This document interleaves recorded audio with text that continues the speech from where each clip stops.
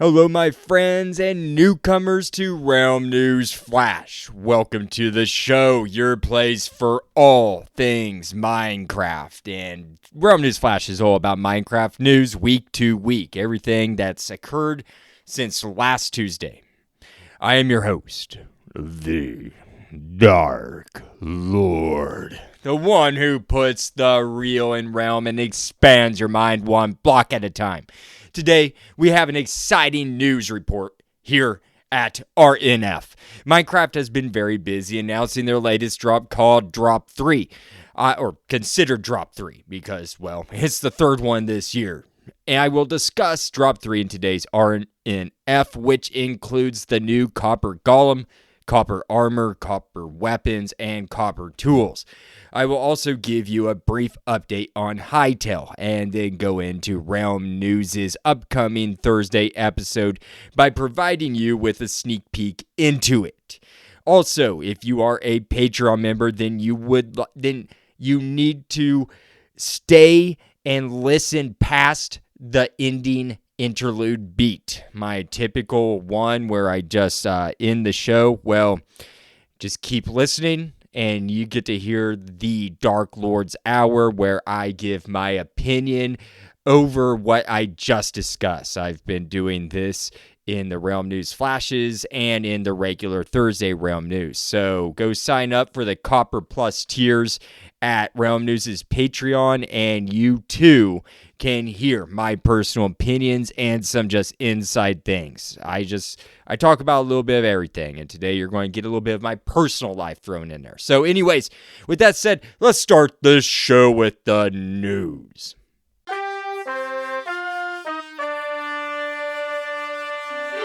If you are a Patreon Copper Plus member, then today is July 6, 2025. For non-Patreon Copper Plus members, today is Tuesday, July 8th, and all subjects reported today may or may not have changed since recorded. On July 1st, Minecraft on Twitter, now X, had made a post announcing their third official drop of 2025. If you recall, the first two drops were the Spring to Life, which added more animal variants such as cows, chickens, pigs, and flora like the firefly bush and much more. The second drop of the year, which was widely disputed as being good or horrible, was the Chase the Skies, which delivered us the happy ghast and vibrant visuals. Realm News reported on Chase the Skies in several episodes. I recommend going and listening to those if you have any interest in this drop. I'll provide links to those episodes in the show description. Minecraft's announcement read, quote, "Meet the Copper Golem, mine with copper tools and more, the first features of our third game drop. The Copper Golem will help you sort the items you place in copper chests into other chests around your base. You can also test copper tools, weapons, and armor today in Bedrock Beta and Preview, coming in the future to Java Snapshot. Learn more with the latest dev diary and then YouTube link." End quote. I recommend clicking on that YouTube link because it will take you to a fun video that the Mojang team put together. The 5-minute clip is Agnes Larsson visiting a mine in Sweden where she goes down into it and eventually introduces us to the Copper Golem and the other copper additions that I'm about to talk about. I love their production team and how they make these entertaining clips to promote the drops. These new copper additions are expected to release in the fall, or that is what is being speculated online. Realm News supports this prediction. In fact, we back KMB's prediction that it will be announced on September 30th, but take that with a grain of salt. I would like to briefly go over all the expected copper additions coming to us soon, very soon. I hope they get here. Let's start with the beloved and much anticipated Copper Golem. The Copper Golem is a small creature with a lightning rod sticking out of its cuboid head. It has glowing torch-colored eyes and a villager's snout. It's got 2 elongated arms and a small torso and 2 little legs that are shorter than the arms. The whole thing's made of copper. The cool thing about the Copper Golem is that you can make them look like any of the 4 phases of oxidation that occur with copper in Minecraft, those different stages of patina. If you put a carved pumpkin on top of a copper block, it will transform into a copper golem with a single copper chest. Yes, batteries included, as they say. Depending on the stage of oxidation that the block was at will determine which stage of oxidation the copper golem appearance will dictate. You can always take your axe to remove the oxidation, stage by stage. By every time you swipe that axe, it will reverse that oxidation stage backwards. There's only 4 of those stages if you remember my copper episode. So all you have to do is hit it with that axe 4 times. So it will reset it to the purest form of copper. The cleanest look, if you will, if that's what you want to call it. I prefer the most tarnished look just because I love that teal color. Using a honeycomb on the copper golem or chest after it spawns will, though, prevent it from further oxidation. Just keep that in the back of your head so you can keep it at that desired stage. The oxidation, patina, verdigris, whatever you want to call that tarnishing color of teal that becomes more prevalent over the course of time in the overworld, that's my favorite part, as I just stated. So, have fun with that. I personally rarely use honeycomb on copper besides in my first palace called Lord's Landing in Lemnos. There I actually did apply honeycomb or wax to keep my copper bulbs at that stage 1 with no oxidation. I wanted the bulbs to remain as bright as they possibly could be. The copper golem is not something new to the Minecraft community. No, in fact, this adorable steampunk creature entirely made of copper had the potential to be introduced to Minecraft on October 21st, 2021, during that year's mob vote. According to minecraft.wiki, the competitors that year were the Glare, the Allay, and the Copper Golem. The Allay should sound familiar to you. In the first round of votes, the Glare lost with only 11.2% of the votes. That just shows that this was wildly unfavored.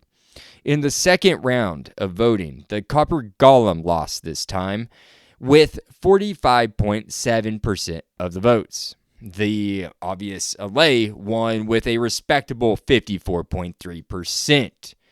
Well, people over the years have been requesting this little fellow, the Copper Golem, and so it looks like we finally got him. The developers in their YouTube promo go on to say that another reason for having the Copper Golem as an addition to the game is to help with the inventory overload that we as players all face. I did an episode months ago where I state the exact number of items in the game. I believe at the time that was around 1,600 different items that could be picked up by the player in the overworld, or all the dimensions, not just exclusive to the overworld, but all the dimensions you can access. And that's increasing every quarter of the year, folks. They're adding items with all these new drops, so they need to do something to help manage this, and I think we're going to be seeing more storage management additions to the game as the years go on. I believe that having something sort out our inventory will actually create more space.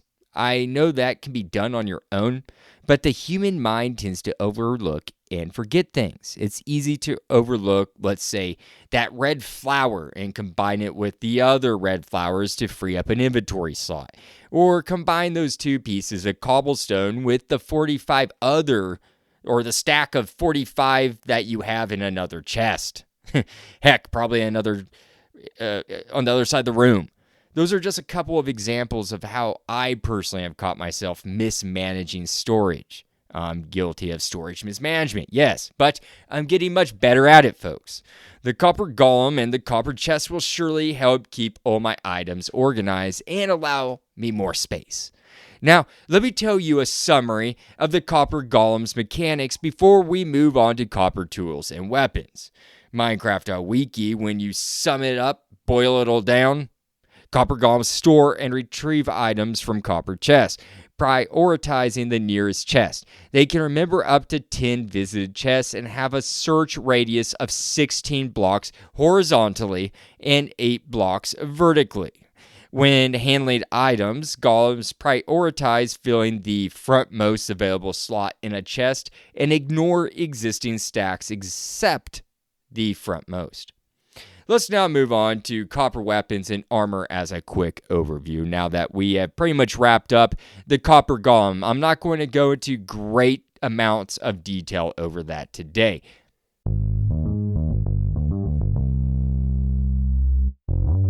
As I have mentioned earlier, my brother, the Sun King, and I have been asking for copper, or maybe I didn't mention this earlier, but my brother and I, the Sun King, and I have been asking for copper armor weapons and tools since copper came to the game.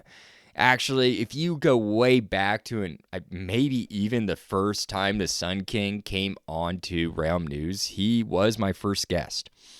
And I believe we talked about copper and how we wanted, or we were complaining about why isn't this a thing? Why isn't copper armor a thing? Because we have this was before tricky trials, folks. So copper, we didn't have the cut copper blocks, we didn't have copper bulbs.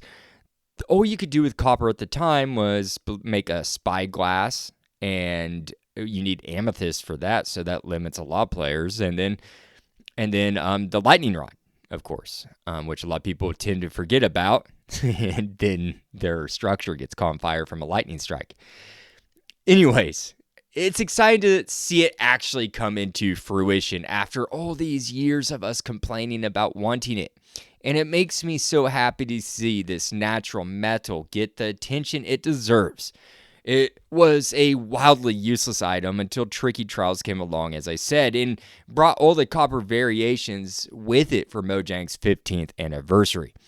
This just amplifies it to the nth degree, in my opinion. Now, early game players and those who are looking for fresh starts in an old world now have the option to go from stone tools, weapons, and leather armor to copper tools, weapons, and armor.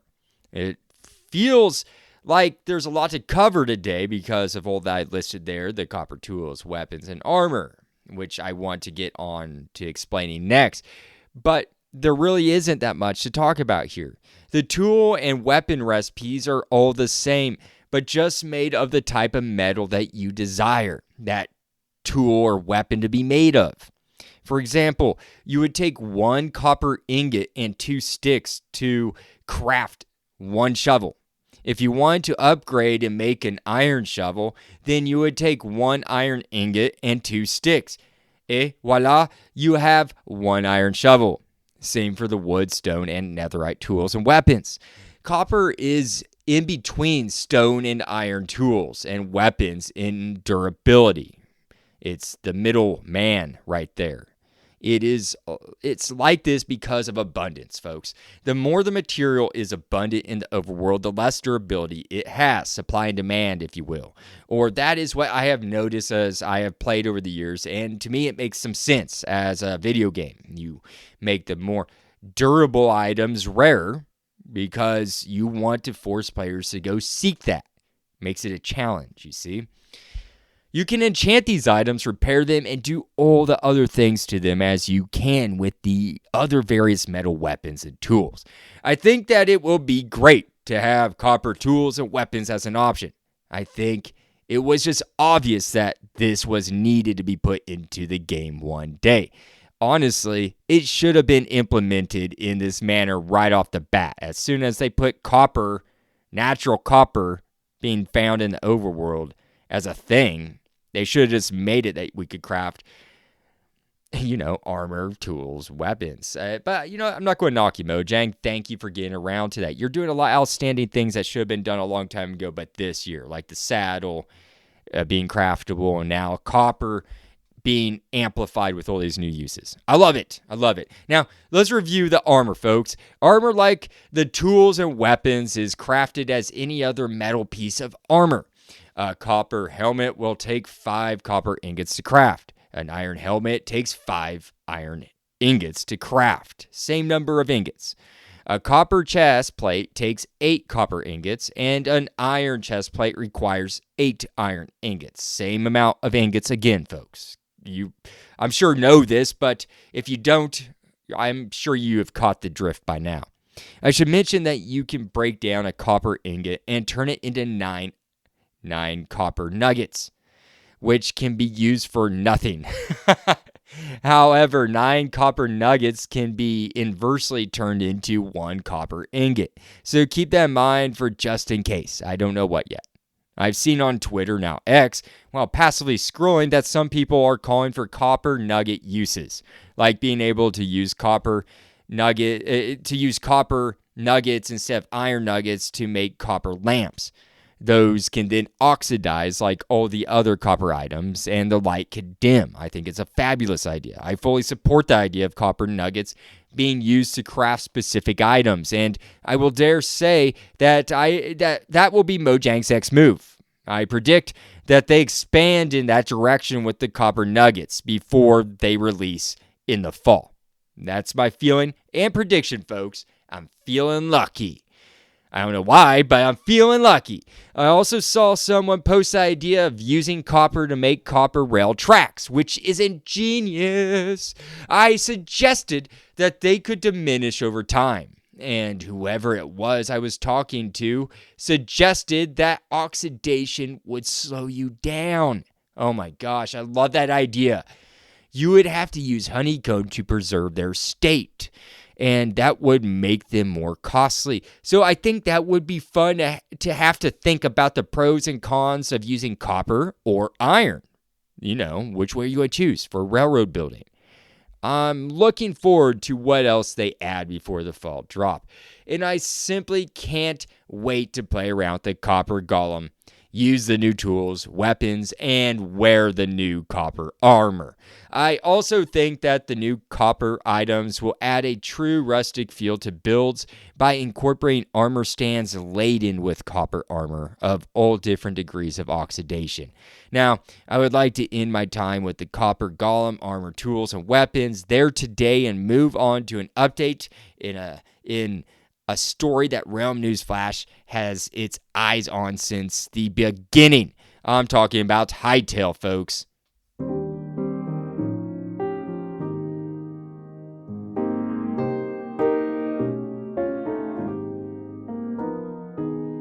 As I write this article, the website Hytale.com appears to still be available to public access, but it is essentially derelict. If you click on some pages there or links on their associated homepage or their homepage, it will stall and do nothing, probably because there is nothing to load anymore behind it. The Hytale.com homepage appears to remain intact, but I thought it was funny that not even the Noxie, the CEO of Hytale, in his letter, the difficult update, as it's called, even appears to be removed from the site. Like, why is that gone? I thought it was interesting to see that taken down, because you would think that would be the last thing to take down from a website or a company that has been shuttered, so that way traffic or other people going by the website can read it and see what's going on or the reasoning for why. Actually, I'm just shocked that it's even up still, the website. It's kind of weird. I figured that would have just been, hit a button, done. Who knows what's going on there? I'm just speculating. I found it interesting that they're choosing to keep a half-functional site up. Perhaps they have their reasons. Maybe it's going to get sold soon. I don't know. Moving on. Before going much further, I would like to go ahead and refer you to a Realm News Flash that I created to be a foundation to everything you need to know about Hytale in order to get caught up to speed to the date that it collapsed. It is called RNF number 40, From Heartbreak to Hope, the Unfinished Story of Hytale. That episode was one of the most research-intensive episodes that Realm News has ever put together. It is an extremely fascinating episode, and I highly recommend you go listen to it. I thought it would help as a base to start, and then I could add updates in the form of future Realm News flashes, such as this one. And guess what? There's been a small development in the Hytale story that I would like to add onto that base episode that I created that I found on GamesRadar.com, titled Hytale's original dev wants to buy it back from Riot, but, quote, a lot of content would be cut out early, end quote, to release it as quickly as possible. by Issy van der Velde, published July 1st, 2025. I'm sorry, that title was way too long. But in that article, it states that Mr. LaFlamme believes that Hytale was only 2 years away from a PC release version of the game. This was actually an older tweet made earlier on in the story development, but I thought that was still interesting to know. That's why I went ahead and put in here. In this article, Monsieur LaFlamme laid out another rudimentary plan for what he would do if he ends up purchasing the game. As he has stated, for $25 million of his own money is what he's planning to do. But if he does buy it, he quote unquote says a lot of content would be cut early on, releasing some sort of alpha / in-dev version and get funding that way to complete the vision. End quote. He does admit that he isn't aware of what kind of shape the game is in these days, since he passed on the torch over to Noxie as CEO years ago. No matter what shape the game may be in, he has an initial plan to get it out to the public. LaFlamme says, quote, "But one thing for sure is we could release it with just the creative mode to begin with," end quote. The article goes on to state that if he ends up buying the IP back from Riot Games, he will release a game loop in creative mode for people to play with it and finally get a taste of the game that they have been waiting for a decade on. He admits that the game loop sample probably won't be the most fun thing ever, but it would be something to whet the palates of people who have been waiting for a scrap of some sort of interaction with Hytale. So far, there has only been one trailer video made and a bunch of concept art released, and that is about all. Personally, I think this is a great idea. Get at least something out the door, a proof of concept, at least for people to try out. That was the bad thing about Hytale before, is that they had no previews or experimental tests. This is, in my opinion, one of the reasons what led to its downfall. No alpha tests to see what bugs needed to be worked out in real time. Nothing. Anyways, LaFlamme wants to start with a basic game loop and from there improve the game into a super fun video game. LaFlamme says in the article, quote, "Probably not the best. Does not matter for this phase. Just need to get it out and then make it super fun over time. The beauty of block games like this is that they don't rely entirely on survival / adventure features to be fun. You can just build / gather with friends and have fun as is, at least initially. Add creative mode as well, and it would satisfy the needs of many," end quote. The article ends with him stating that if he gets the game back, then he is not going to necessarily tear it apart and start over. No, he's going to keep all the good elements of the game and discard the rest. LaFlamme says, quote, "Everything good would stay in," end quote. He says this as well, quote, "The new combat looks amazing, for example, much better than my days by miles," end quote. I think it is great that he is willing to keep the elements of the game that have been added that are great and not delete them. I will say this, Realm News is hoping the best for Monsieur LaFlamme in his pursuit to save Hytale. If he's able to pull this off, then it will surely be one of the video game success stories of all time. With that said, I would like to now move on to what will be airing this Thursday on Realm News.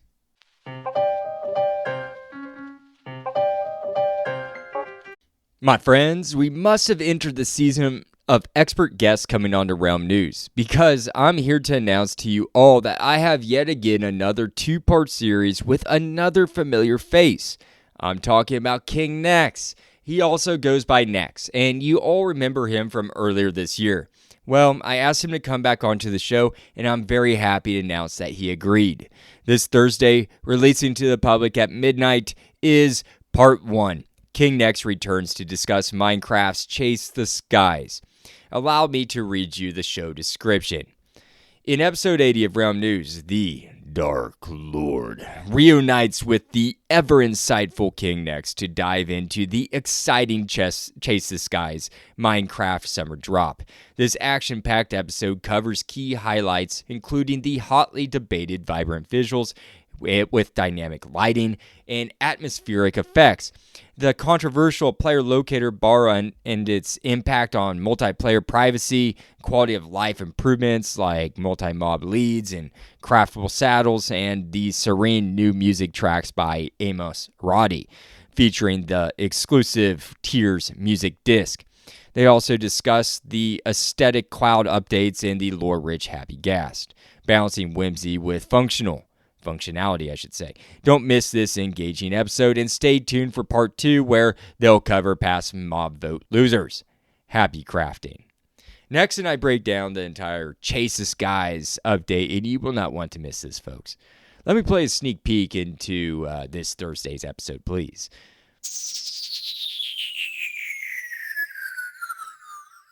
Shadows react in real time, like even with the sun? Do they follow where as the sun moves across the sky? Yeah, so like you can almost like just looking at the bottom of a tree and looking at its shadow, you can like almost tell the position of the sun because as the sun's moving, the shadow's moving like a few pixels back, like That is based on the so direction cool. the sun's moving. It's pretty sweet. So now we can tell directions based off shadows. Yeah, kind of. I mean, a little. That's pretty Have you seen interesting. those builds where like they use like a shadow to like cast a design? Like I think they previewed one during Minecraft Live of like a creeper face or something like that, or maybe it Oh. was Enderman. But that stuff looks cool. I thought that was interesting to learn with the new Vibrant Visuals update that came in the Chase the Skies summer drop. So in theory, we can make sundials now. If my PS4 could handle Vibrant Visuals, their intensive graphics, then I would build huge sundials to track the sun, just like Realm News covered in the TikTok the Golden Clock episode. I would like to end it there today, my friends. I hope that you all enjoyed this week's Realm News Flash. I will see you all this Thursday, where you will hear King Nex and I discuss this summer drop. I hope you enjoyed hearing about the Copper Golem, the Copper tools, weapons, and armor that are coming into the game. I'm super excited about it. Honestly, I think I think we'll get great use. I've seen some complaints, but I mean, how can you dislike having a new level of a new durable armor, a new period of armor, a period piece? So I'm excited about it. I think it's going to allow us to do a lot of new things with it. Decor and for wearing. Heck, I'll probably even wear some copper armor when I get sick of dying and losing my iron, even though I have an iron farm. Anyways, folks, I'm ranting now. And that reminds me, if you are a Patreon Copper Plus member, please stay tuned after this interlude or the little conclusive jingle, because after that, it goes into the Dark Lord's Hour, where it's just my opinions, no script. I just review all this briefly and tell you what's going on and some other things, really. So anyways, it's all for you. Stay tuned, and I will see you at the Dark Lord's Hour. For all the others out there, I wish you a great rest of your day, week, and happy crafting. The Dark Lord, signing out.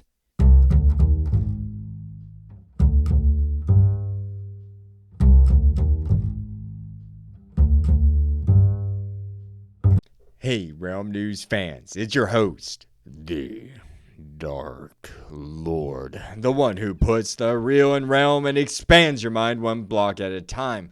I am here to tell you that your support means everything. Spread the word by telling friends, liking, and commenting on Spotify or Good Pods. Find me on X, Blue Sky, Reddit, or via email at bio.link/realm news. For more content, join my Patreon at the Copper, Diamond, and VIP tiers for early episodes, bonus content, and newsletters. Find out more at bio.link/realm news. No pressure, though. Just keep listening, liking, and sharing. That's more than enough. Happy crafting, and see you at the next Realm News.